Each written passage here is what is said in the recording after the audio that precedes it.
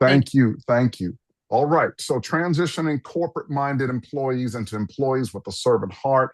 And we're also dealing with the whole notion of transition and change. And so all of these will be a part of this. I'm blessed to be the founder, director, and ministry trainer for CBA1, the Church Business Administration Network, and just enjoy what God has allowed me to do. Anyone that needs my information is right there on the screen. We handle a number of different things: church officer leadership, staff training, transition training, interim pastorate, bylaw constitutions, ministry descriptions, all of the, if it deals with administration and business in the church, that's what we do. And so thank you all for allowing me to be here with you. Just some training sessions that are coming up Monday, June the 1st at 7 p.m. on this Zoom, on the Zoom for CBA1. All of us are going through something, and we are called to do ministry in spite of that, whether it's personal family or otherwise. We are called to offer help, refuge, and support while we're going through our own spiritual brokenness. And so the Juniper Tree Ministry will be meeting. It's a program on Monday, June the 1st, 7 p.m. on Zoom. Also, how to mobilize and move your ministry forward. And so it was one thing to discern God's will. It's another thing to know how to mobilize it and move it forward. That is on June the 8th. And then staff training, church employment as a ministry and not just a job. For both support and ministerial staff. Some say support and professional staff. I'll go ahead and just say support and ministerial staff. And that will be on Monday, June the 15th at 7 o'clock p.m. on the CBA1 Zoom right there. All right, so let's go ahead and keep going here. From what I recall, I think we made it through the second phase of the 5 transitions, of the 5 stages. Am I correct in saying that? Yes, that's Yes. what I recall too. And Okay. and for those who weren't here last time, that is recorded, and so I can send a video to you.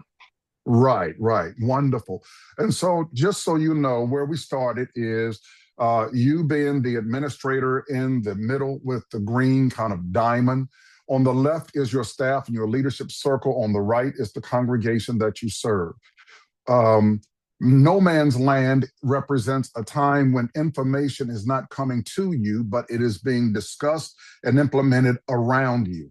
And so there are 3 periods of no man's land. 1 is when you first arrive. 2 is when there's a change in the overall infrastructure of your church. And then 3, when you're on your way out. Some of us are dealing with this number 2 because there is change, there's transition that's taking place. There are conversations happening around you. And if you're like me, it makes you very uncomfortable when people are making decisions around you and not including you in the decision-making process. And so the goal here is relationships. I understand that we have business goals, we have finance goals, we have staffing goals, but at the core of everything that's related to administration, relationships is the most important. Relationships are the most important. If you don't have relationships and you don't know how to build and maintain relationships as a part of your administration, it's going to be a hard sell. Everything that you do depends and relies on your relationships with people that encourages them to want to support, embrace, and even promote the ministry that God has called you to do. So there are 3 components to successful ministry administration. There's a spiritual office, business, and then within the church. And so it's important that you be able to balance all of those. You have a spiritual office. There's a spiritual part to you. There's business for certain. We're called to be business entities, the business entity within the church. And then also within the church, there is relationships within the congregation at large. And so those are the 3 components there. How to do, I'm just kind of recapping here, how to do ministry of administration while in no man's land. So we start out with us in the middle, and information has been channeled around us. That's the orange line there. The information is not coming through us. The goal is to build such rapport and relationships that people would want to channel information through us so that we can have input into the life and the decisions of the church itself. We discussed that there are five phases and steps to the ministry of administration. We covered the first two. Create lines of communication by building relationships. Number two, acknowledging unofficial structures and positions in your ministry. Now we're starting with number three, develop your preferred lines of communication. So we've done number one. We understand that we should build relationships in order for people to want to bring information to us and through us. We built relationships. You can write all the policies you want, but if you don't have relationships with people, the policies are not going to be worth the paper they're written on. And so it's important that you have rapport, relationships with people. And as business entities, business managers, if you're like me, one of the mistakes I made was I thought that my policies could require relationships. If I wrote policies and I give them to you, you have to deal with me. That is a total mistake. It's a total mistake. Again, you build relationships before you try to implement policies and procedures. At best, without relationships, at best, what's going to happen is you might have people who will do the minimum of what you ask them to do. But they know that there's more that needs to be done, but they're not going to do it because they don't have a relationship with you and you don't have a relationship with them. Relationships are key. And so acknowledge unofficial structures and positions in your ministry. That's number two. In other words, there's some people that don't have titles, but they have authority in your church. Matter of fact, there's some people who don't have titles, but they have authority over and within your position. And so just understand, just because they don't have a title, it does not mean that they don't have input into what you do. All right. Their desire is for this right here, you not be there, and that you would be replaced by them. So it's important that you understand that you understand and acknowledge unofficial structures and positions within your ministry. Now, so let's go to phase three, and let me slow down here so we can all understand. Now, so phase three is develop your preferred lines of communication. We started off talking about this. Some of us, the tendency might be, let's write policies and just require people to bring information to us, all right? But here's the goal. Develop your preferred lines of communication by building and not dissolving. There are already, lines of communication some of them existed before you even got to your current position. The mistake is trying to dissolve those, do away with those, so that you can, so that people will start communicating through you. Build and not dissolve. Develop your lines of communication with your staff and leadership, and gradually change pre-existing lines of communication. Here's the challenge. There are some administrators that might be in a church maybe 3, 4, 5 years or so. It takes time to build relationships. It takes time to build rapport to the point where people will want to let go of their lines of communication and replace them with yours. And so the build and dissolve, what's the difference? Dissolving and removing your leaders and staff pre-existing lines of communication versus building and creating their trust within your lines of communication as their leader is two totally separate things. Don't do this anymore, but do what I say. That is dissolving and removing. Building and creating is based upon trust. People are not going to communicate with you if they don't trust you. People are not going to communicate with you if they don't believe in you. They're not going to communicate with you if they're not comfortable around you. Those three things, believing, trusting, and being comfortable with you, that is essential to building your rapport and your administration within the church. Now, so phase three is develop your preferred lines of communication. And so here you see a kind of a graphic, if you will. You've got your lines here in the blue, but the other lines are still existing. Now, the goal is to strengthen your lines of communication through relationships so that the lines of communication, the trust, the relationships, the rapport, the ministry connections, they come through you.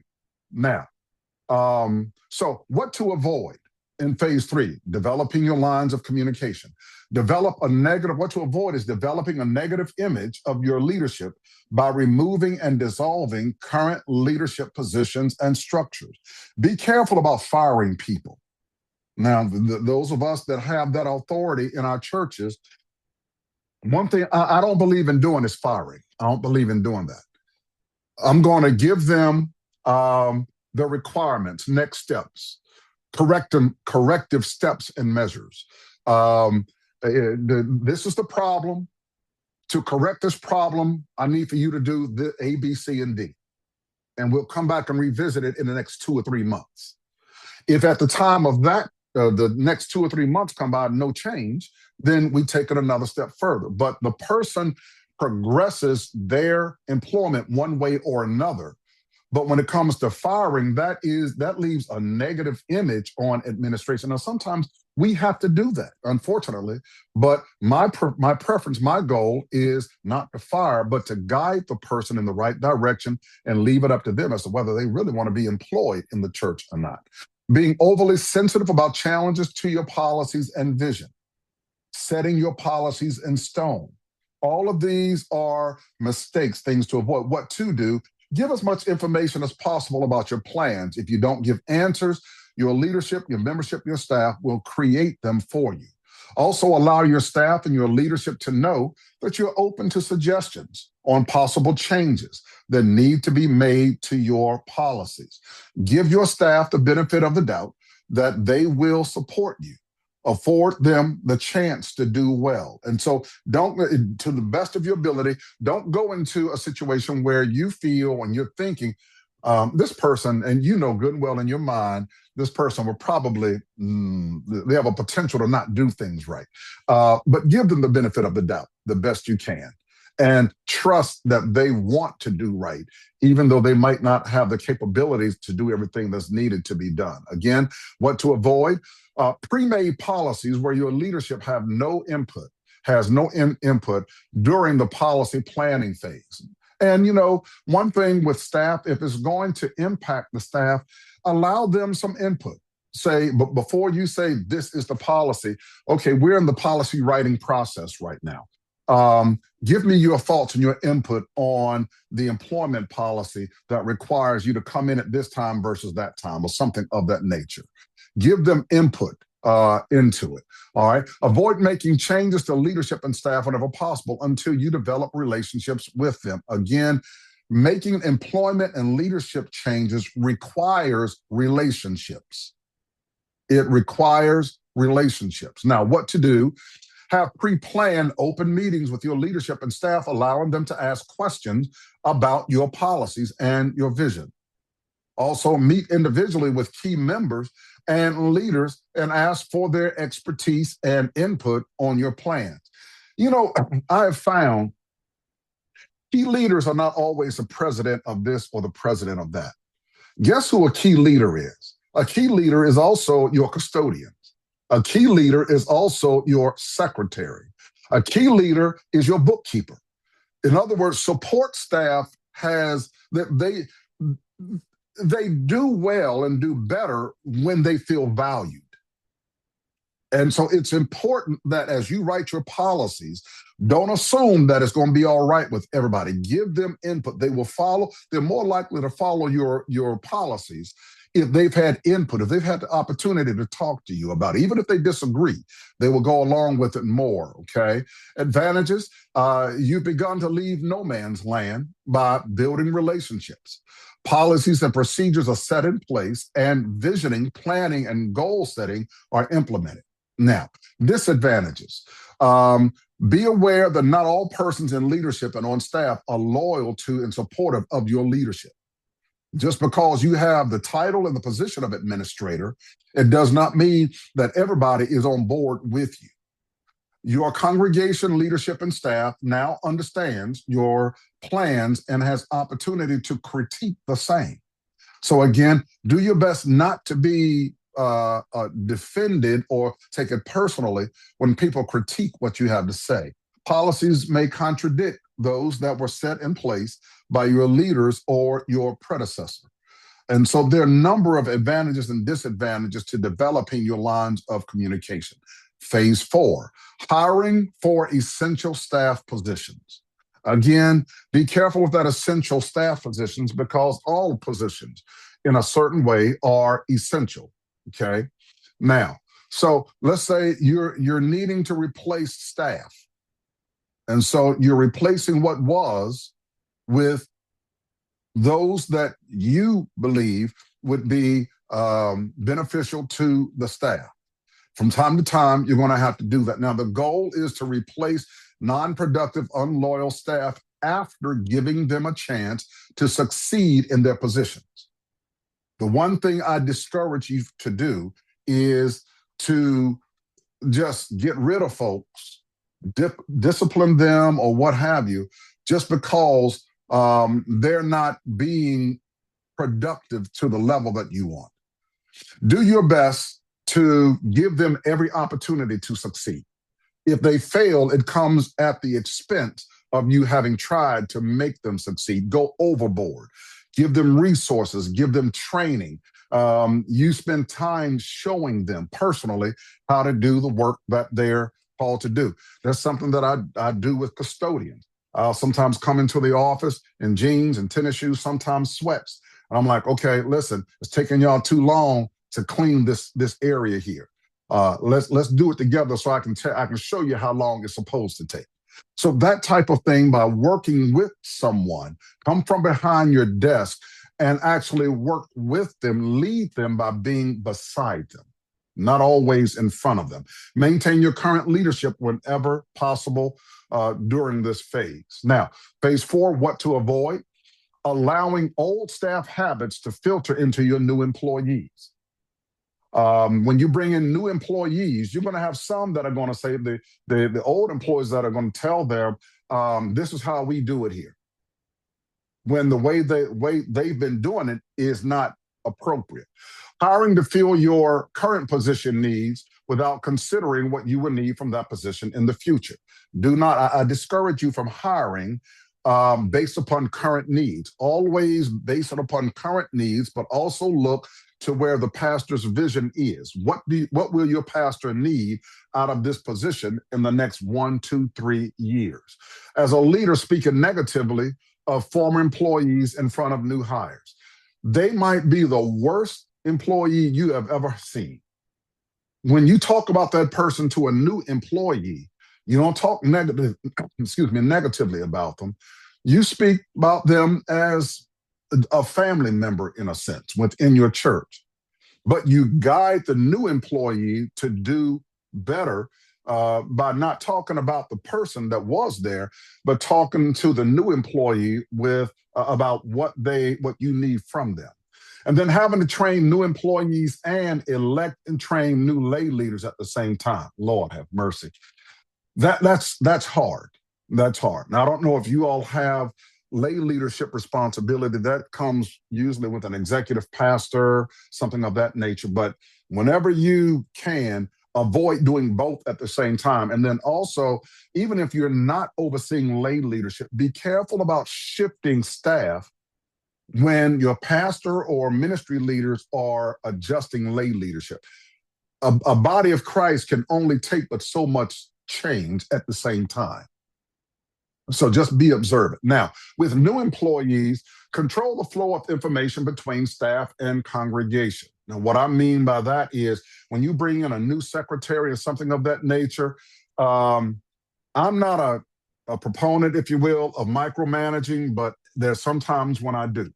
So what I will say is before you send, until further notice, before you send a notice to lay leaders or to the congregation, you filter it through me first. Now, because once you open that door and you let them have free reign to send an email to the leadership and to the congregation, it's hard to close it without causing conflict. So for me, what I do is with a new employee, especially those that have communication with the church or with the leadership itself, secretaries are a key person with that.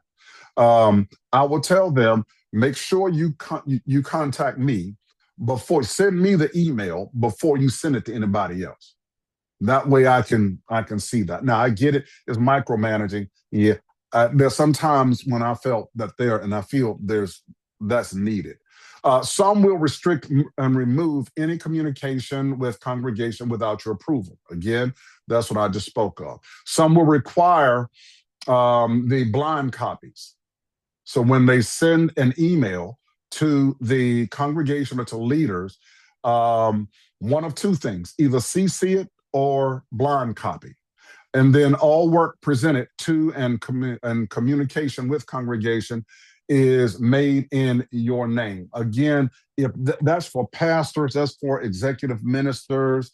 If you have a secretary that's sending something on behalf of a business office, they send it in your name and not in theirs.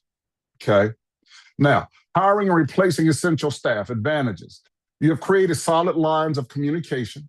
Information is channeled through you, and your administration and ministry infrastructure is beginning to take form.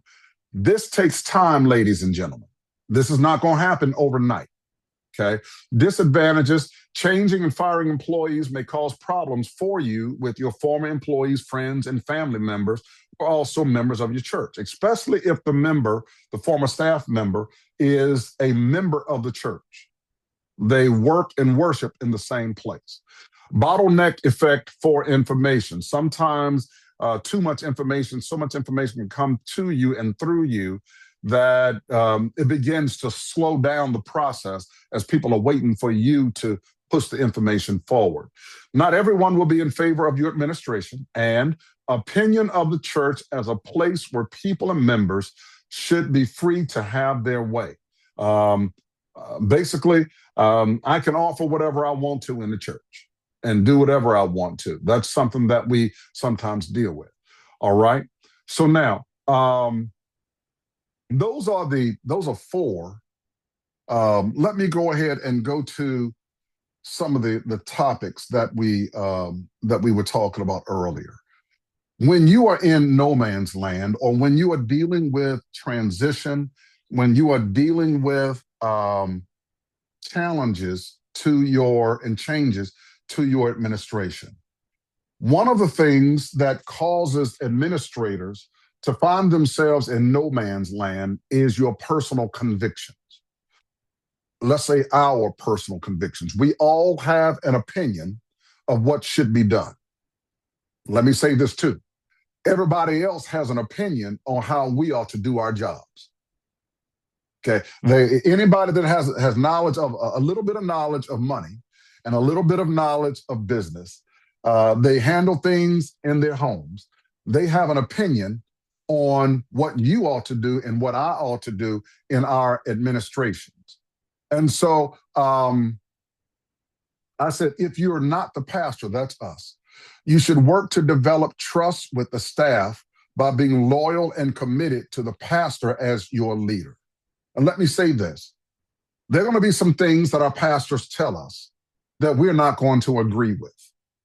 There are some things, they're going to come and tell us to do it a certain way. And we know good and well that there's a better way to do it. It is essential, in order for you to build rapport and trust with your staff, it is essential that they see you being supportive of your pastor's leadership. In other words, it's one thing to say, I believe, I see your hand, I'll come to you in just a second. Just say, I believe that, this is the right thing to do. It's another thing to say, the pastor said this, but I don't think that's the right thing. I think this is the right thing. In other words, you're talking down the pastor and your leader in the presence of others. Yes, Melvin, I believe, was it Melvin that had his hand up? Someone had their hand up. It was me. Okay, yes. I was going to recommend a book that our staff read called Fight for Your Pastor. Yes. I don't know if you've read that or Wonderful. not. It's an awesome Wonderful. book.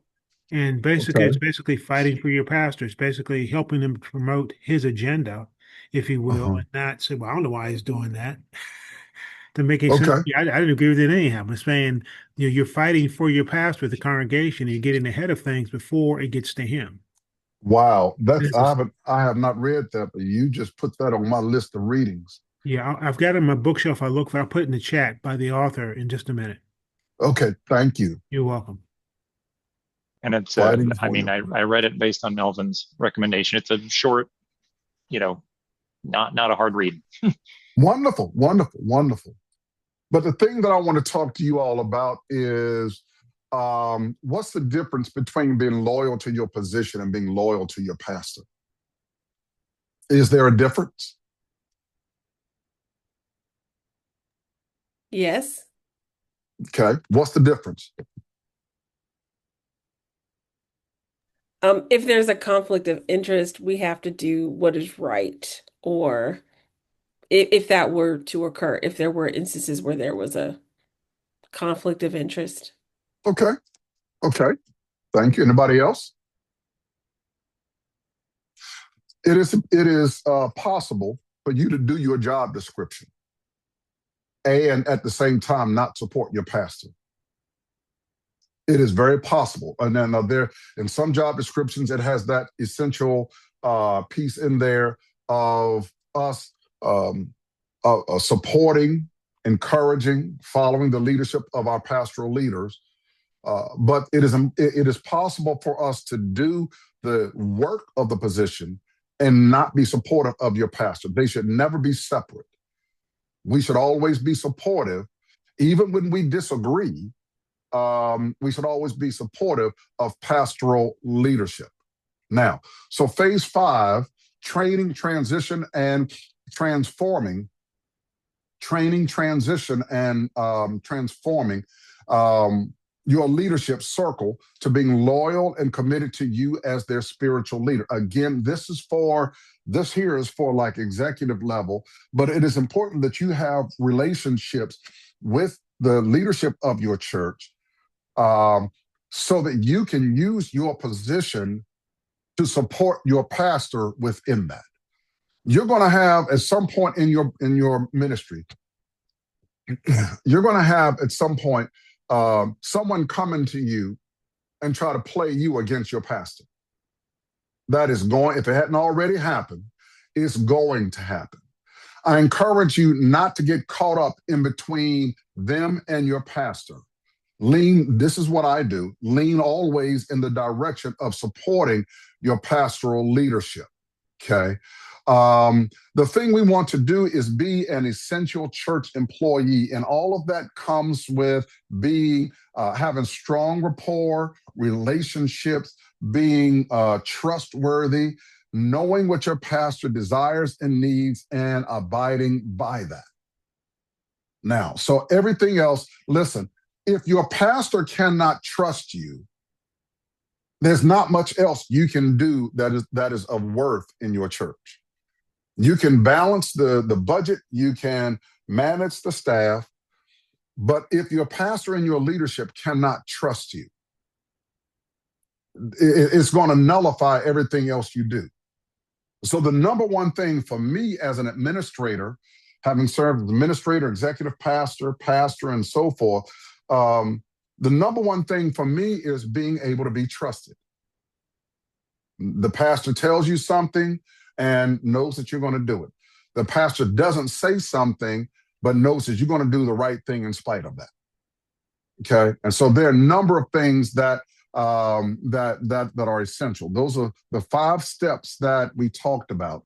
Now I want to go to again talking about some of the topics that we discussed. In particular, when church administration is in no man's land, we also spoke about transition and change.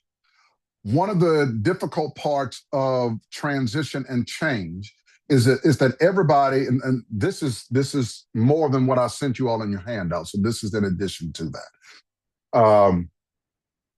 But whenever there's a change, whether it's the daycare, whether it's facility usage, whether there is ministry growth, budget or otherwise, everybody has a strong conviction. Everyone is going to have a conviction of what should and should not be done. A conviction is a firmly held belief or opinion. It is not a thought. It's not just a passing notion. It is the quality of showing that one is firmly convinced of what one believes or says. It is an unchangeable belief, stance, or perspective. Whenever you face challenges in your ministry as an administrator, it's going to come. A lot of those will come because of conflicting convictions. Now, what happens when you have a strong conviction that places you against either members or leaders or at sometimes your pastors? How should you handle that? There are two types of convictions in ministry. One is an absolute conviction. Convictions, we believe, should absolutely apply to everyone. They're universal and unchangeable beliefs that apply to ourselves and everyone around us. An absolute conviction is not what we feel or prefer, but truth in the will of God and the message of Jesus Christ. An absolute conviction is not swayed by what others may say, think, or do. The only matter of an absolute conviction is pleasing and honoring God. Now, there are two types of convictions. One is absolute. The second one is personal. Now, personal convictions are things we personally believe that determine our personal conduct, such as what we say, how we respond, what we do, although we realize others may not share the same belief. Different types of personal convictions are, take for instance, leadership responsibilities, budget decisions, finance decisions, even some accounting things.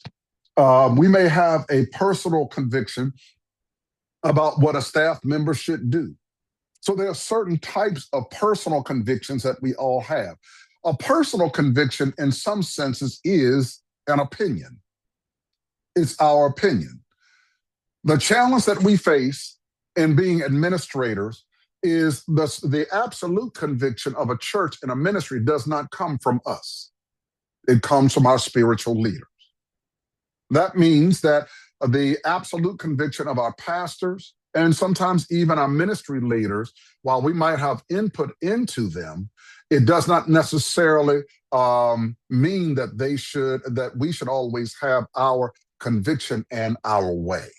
Now, with that, how to handle, and let me make sure I have the challenges that we were speaking of. I know we talked about change in ministry that's impacting our administration. Was that correct? Was that one of them? Yes, it was. Okay. In what way are these changes impacting us that we're struggling with? What is the dilemma, the challenge that we're facing?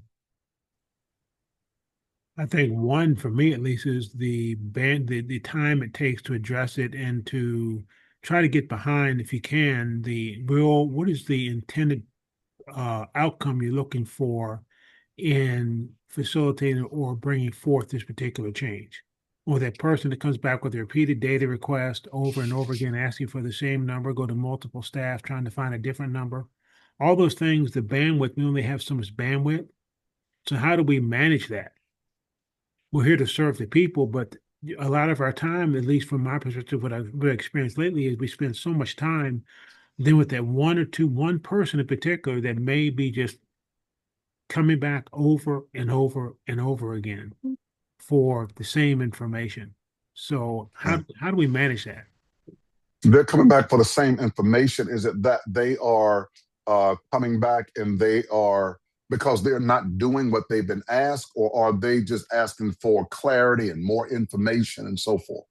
In other words, from my perspective, they're trying to build a case against the staff and they're trying to use different numbers to say, well, this number says this, but you report this. You say you have 400 people in service on Sunday morning, but the goal says you have 200 people on the roster. Why is there a disconnect? Well, because not everybody comes to church on every Sunday, for one, and number two, you may have a higher roster number than you do active members, and people may live elsewhere. There may be virtual members, etc. They don't Right. take the time to understand the numbers. They just look at a raw I number see. and try to go down their own rabbit hole with it. I see. There are some people in the church, if they can't control what you do, they're going to try to discredit what you do. If they can't control you to the point where you do what they ask you to do or what they expect you to do, what they're going to try to do is to discredit you in the presence of others.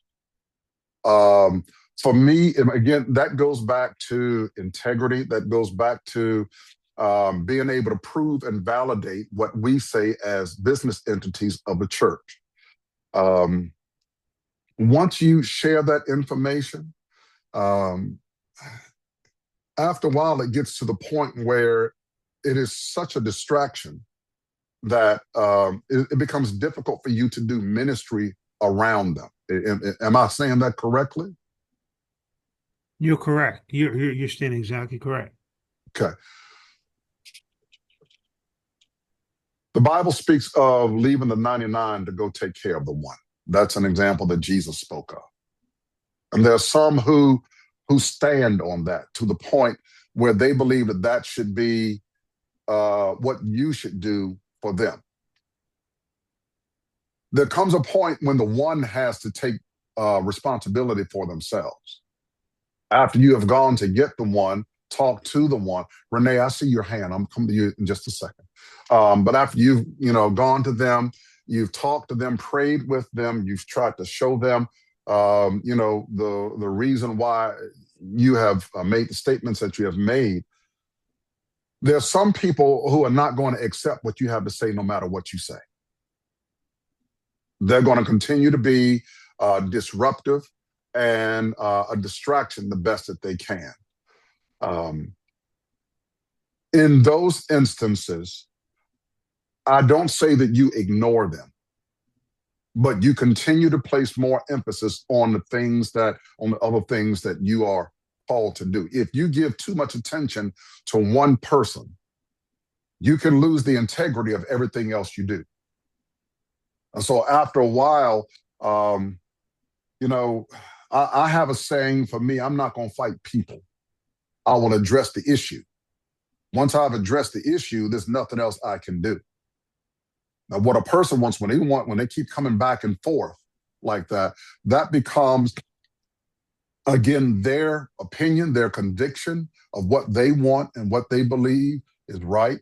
But once you address something and you've given them all of the information you have to provide, there's really nothing else you can do but continue to be the leader of integrity that you are. Okay? But you're always going to have that antagonist. Unfortunately, you're always going to have at least one. Okay. All right. Yes, Renee. I guess we're creating a book list. You all may be familiar with the book called I Am a Church Member by Tom Rainier. And it's a little book, like Aaron alluded to earlier, a very easy read, but it does level set members. And one of the chapters is my membership is not about my personal preferences. Wow. Wow. We're not Yep. part of a country club. We're part of a church. That's right. That's right. That's right. We are to serve and not be served. That's right. Yeah. I love these books. I'm going to be getting both of these. What else could I help you all with? We finished the transition discussion. What else can I help you all with? I know I heard the daycare situation. I'll address that. What else do you all need my assistance with this from today? I have a comment, if that's okay. Please, yes. Your presentation has been very helpful for me. As a leader who tends to get all of the phone calls, all of the texts, all the emails, where everyone would prefer to communicate with me. Over Hmm. time, we've grown our staff, and I appreciate you outlining that it does take time for those who are newly appointed to Hmm. establish those rapports with our leadership team and with our members. Because Hmm. I spend a lot of time trying to redirect people to the appropriate people. Right. Know that if you Yeah. come to me for this, it is truly delaying you getting the information that you need. Hmm. Hmm. Yeah. Yeah.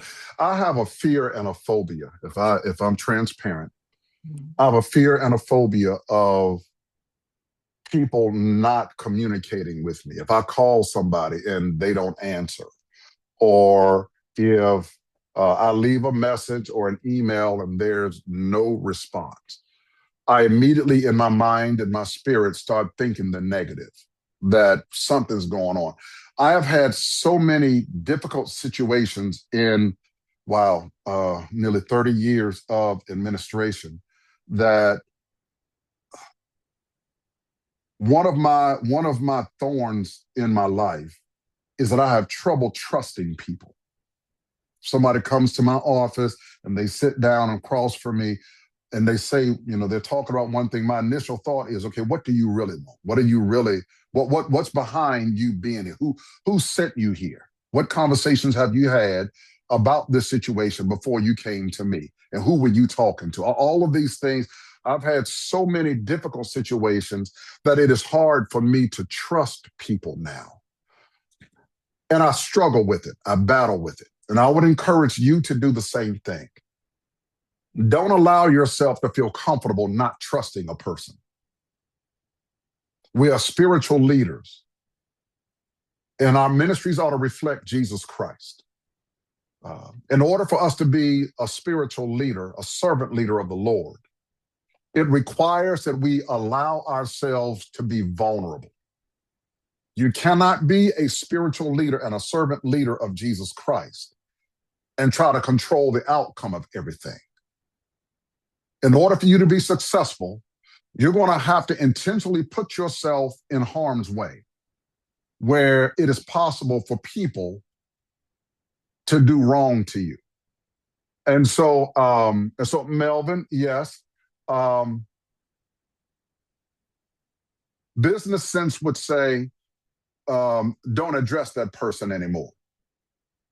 Good business principles would say, you've spoken, you've talked to the person, you've shared the information. Um, Leave them alone. Don't have anything else to do with them after that. But that's not what a servant leader is. As for us, we allow ourselves to be inconvenienced. We allow ourselves to be placed in places of discomfort. And so that vulnerability, ooh, I thought that policies and procedures could remove that vulnerability. It can't. It can't. It's an essential part of being a part of a ministry in a church. You can't minister to people and control the outcome at the same time. Okay. So what else can I help y'all with? We've got about 8 minutes, I believe. No, I'm enjoying this. yeah, Dr. Bill, if I may, I fully agree Yes. with everything you said. In fact, our pastor, our one of our word for the year in our church is trust. Mm, And he even said to staff when they almost parroted exactly what you said. Or if we can't trust one another and be vulnerable with one another in a staff meeting, we got a lot of yeah. issues. And Yeah. some That's people right. don't like that because if you're discussing a program and you push back on somebody and they get upset, well, Hmm. I'm only here to help make your program potentially go better. Yeah. And it Yeah. requires an immense amount of trust and vulnerability. And we deal with our congregation. We've got to remember, at least I try to remember, who ultimately am I serving? I'm ultimately serving God. But through this interaction with this individual who may be taking Wow. more time than I typically want to expend on this issue, somewhere in the middle, I'm going to grow through this. Right. I'm going to be a Right. better leader because of this. Absolutely. It's hard when you're going through it, is you're taking the time away from things that you really, really need to do. Uh-huh. Right. But that's just why I try to look. I try to remember that. This goes, I Yeah. want to make it, I want it to make me better, not bitter. Right. Exactly. Exactly. You know, with that, there's a saying, I'm sure you all have heard it, patience is a virtue. Y'all have heard that before? I lost my virtue a long time ago. I don't I, oh my goodness. I don't have patience with some things. I mean, I can deal with things where people can't help it. But when somebody is just intentionally just doing crazy stuff, I don't have patience with that. But when my father, before he passed, he was old and he had dementia. Anybody that has ever dealt with anyone who has dementia or Alzheimer's, they say the same thing over and over again. They say it, and then as soon as they say it, it's forgotten. One of the things that I was told in dealing with my daddy was you never make them feel as if they should have remembered something. You always address them, as if it's the first time that they brought it to you. And you're just as excited about the 10th time that you had to say it as you were the first time. And that's the same thing with church members. Sometimes we're going to have to say things 10, 15, 20, or 30 times. It's hard, but I encourage us not to be impatient with people. That would be staff members, that would be church members, that would be lay leaders. I encourage us to do our best to be as patient as we can and as understanding as we can, so that when someone comes to us, whether it's intentional or by accident, and they're asking us the same thing that we've addressed 100 times before, it's as if it's the first time. Being as understanding and compassionate as we can in our leadership within the church. Okay. Anything else that I can help you? Was this helpful? I pray it was. Yes. Okay. Okay. Anything else we've got a few more moments. Anything else that I can address for you all? Anything else? Okay. Then let me say this. There are some parts of administration that makes you feel unqualified. There are some seasons. I don't talk about one day. I'm not talking about 1 month or one situation. I'm talking about seasons, and seasons in a spiritual sense can last years. You have some people that belittle you and make you feel like you don't know what you're doing.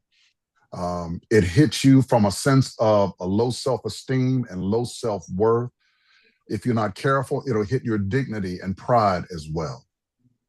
I want to encourage you to remember that it is not possible for us as administrators to know how to do everything. It is not possible. Our responsibility is to try. Nowhere in the Bible does the Bible say that we must succeed. What the Bible teaches us is to try. That we step out on faith, believing that what we're going to do, though it might be a first time that we're doing it, it's never been done in the life of our church and so forth. There's going to come a situation where you're going to wonder if you are doing the right thing. I want to encourage you not to be discouraged when whatever it is starts going wrong. If you have done your best and you have prayed about it, and you did it with integrity the best you could, that's what the Lord asks. That's what it means to try. When people bring things to our desks as administrators, we don't have the luxury of saying, I'm going to send it to the next office. We are the do or die office. And what we do when things come to us, it is our responsibility to handle them the best we can. Everybody else has the luxury of looking at what we did and critiquing it. They can learn from our mistakes. We don't have that luxury. We are the front line in a sense. So I want to encourage you in the things that you are facing. It's overwhelming, not just in the volume and the amount of things that we're called to do, but in the size and the complexity of the things that we are called to do. It sometimes seems impossible. But I want to encourage us and remind us that we serve and we work in a church, a ministry that teaches faith. And what a tragedy it is that we teach others and we encourage others to have faith, but we don't have it ourselves. Administration must be more than a job. It must be spiritually based and centered on a ministry that is focused on Jesus Christ. So I ask you, is Jesus in your ministry? Whatever it is that you're facing right now, and it seems impossible, it seems like it's not going to work, you don't know how to handle it, you've tried it, I got to ask, is Christ at the center and the focus of what you're doing? If not, I encourage you to make him that focus, because the Lord is the one that can bring you through this. Thank you all so much for allowing me to be with you. I enjoyed this. I really did. And I pray that this has been fruitful and beneficial to you all. Thank you so much, Dr. Bill. Really appreciate it. Absolutely. you. Thank you very much. Thank Thank you. you. Thank you so much. Yes, thank you. Thank you, Thank Dr. you. Bill. Thank you. This was awesome. Amen. Thank And you. Dr. Bill, I'll reach out to you later on this afternoon. We still have some loose ends to tie up, Okay. but I'll Okay. reach out to you shortly. Thank you again so very much. Thank you. All right, my family. If you all need, let's see, was that Reverend Helen, I'm Helen. Helen? Okay, Helen. Did you write down my number? I did not, sir. I'll Oh, get it. Yeah, 1 minute. Wait a minute. okay. So I want you to have that.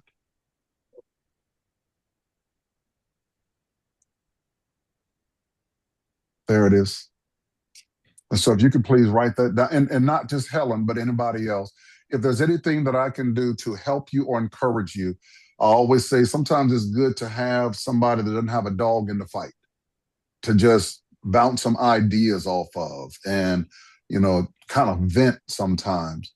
My only thing is I just want you to be well and to do well. And so if there's anything that I can do to help any of you all, please let me know. When did Okay. Chesterfield get a North Chesterfield? I don't know. I mean, it started out as Chester, and then Yeah. they started Chesterfield. So it's been North Chesterfield as long as I've been here. So I don't know. All right. But this is my information. You all reach out to me if you need anything. But again, thank you all so much. Does everybody have it before I take it down? Just a second. Yes. Okay, I'll leave it up.